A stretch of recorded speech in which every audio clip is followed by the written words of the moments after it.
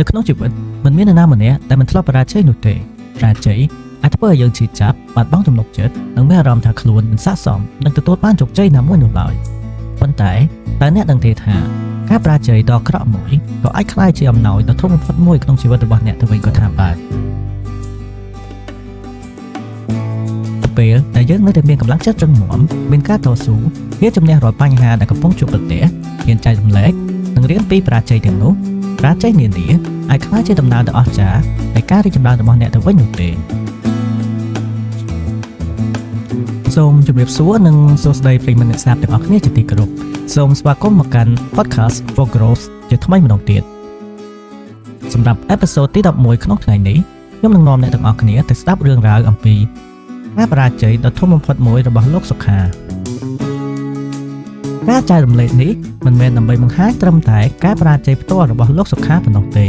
ប៉ុន្តែ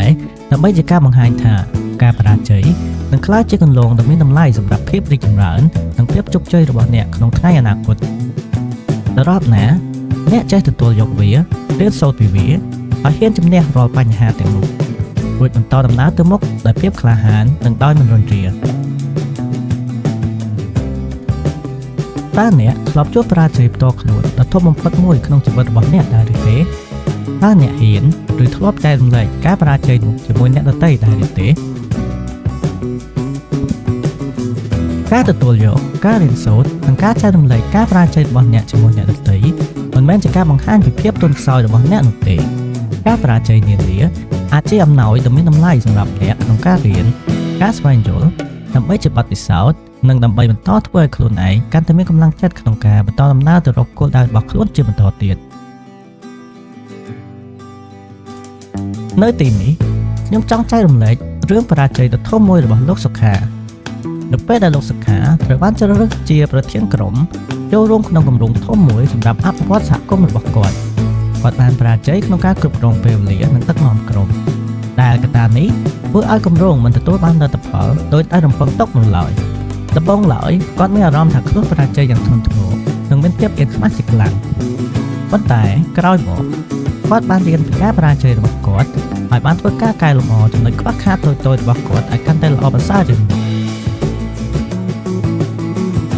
គាត់បានរៀនសូត្រនិងកែលម្អពីកត្តាមួយចំនួនដូចជាការរៀបចំគោលដៅតូចៗការសហការជាក្រុម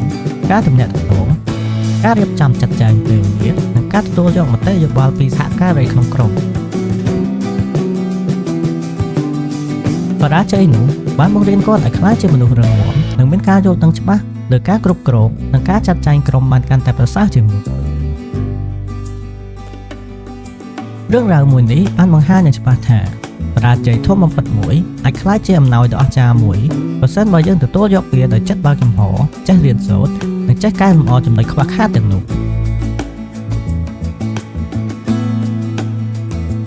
ជាឧទាហរណ៍មួយទៀត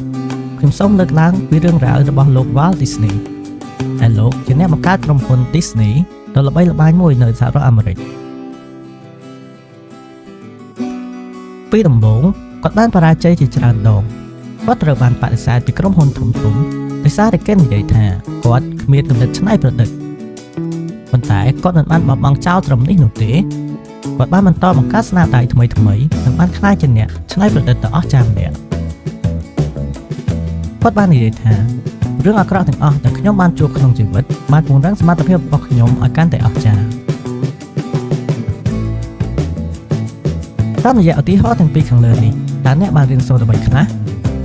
មានកត្តាមួយចំនួនដែលបងប្អូនប្រិយមិត្តអ្នកស្ដាប់អាចរៀនសូត្របាននោះគឺទី1ការទទួលយកការរៀនសូត្រនិងការចែករំលែកពីការបរាជ័យរបស់អ្នកមិនត្រឹមតែអាចជួយខ្លួនឯងបានប៉ុណ្ណោះទេ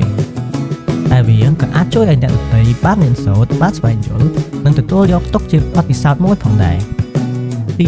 2ការបរាជ័យអាចក្លាយជាអំណោយបើសិនបើយើងទទួលយកវាទុកជាមេរៀននិងបន្តកែលម្អទី3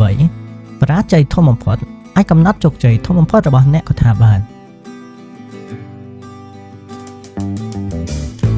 បងប្អូនប្រិយមិត្តនិងអ្នកស្ដាប់ជាទីគោរពខ្ញុំសូមឲ្យអ្នកទាំងអស់គ្នាចងចាំពាក្យមួយឃ្លាថាបរាជ័យធំបំផុត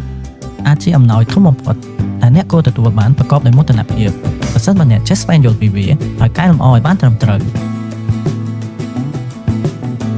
ថ្ងៃនេះខ្ញុំមានសំណួរខ្លះសម្រាប់អ្នកទាំងអស់គ្នាក្នុងការពិចារណាតើអ្នកធ្លាប់មានបទពិសោធន៍បរាជ័យធំបំផុតដែរឬទេតើអ្នកអាចចែករំលែកវាដើម្បីជួយអ្នកដទៃបានរៀននិងសម្រាប់ជាការលើកទឹកចិត្តដល់ពួកគាត់បានដែរឬទេចូលចែករំលែកបទពិសោធន៍របស់អ្នកនៅក្នុងមតិយោបល់ខាងក្រោមឬជាមួយមិត្តភ័ក្តិរបស់អ្នកដោយផ្ទាល់ចូលចងចាំផងដែរថាការចែករំលែកដ៏តូចមួយរបស់អ្នកក្នុងថ្ងៃនេះអាចជួយមនុស្សម្នាក់ឲ្យមានកម្លាំងចិត្តកាន់តែប្រសើរជាងមុនឈានដល់ទីបញ្ចប់ខ្ញុំសូមអរគុណប្រិយមិត្តទាំងអស់គ្នាសម្រាប់ការស្ដាប់ podcast ក្នុងថ្ងៃនេះជាមួយខ្ញុំសូមជូនពរអ្នកទាំងអស់គ្នាឲ្យកាន់តែរីកចម្រើននិងជោគជ័យពីចុងក្រោយសូមប្រិយមិត្តអ្នកស្ដាប់ចងចាំថាការបរាជ័យអាចជាអំណោយដ៏ធំបំផុតមួយបើអ្នកចេះជ្រើសរើសរៀនពីវានិងកែលម្អឲ្យបានត្រឹមត្រូវ